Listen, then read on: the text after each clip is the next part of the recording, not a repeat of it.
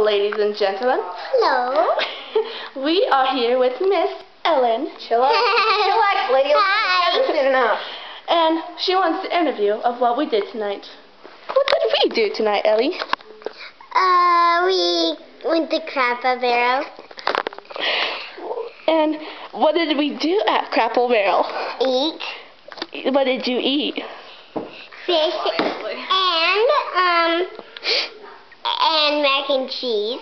Oh, so all this was that, what's that place called again? Crapple Barrel. Can you tell us a little bit about Crapple Barrel? Well, I love it. Why do you love it? I don't know. Strange. I went there with Lacey and Jason and their son, CJ. See, she loves Crapple Barrel. It's not Crapple, it's Crapple Barrel. Get it right. Crapple Barrel, not Crack.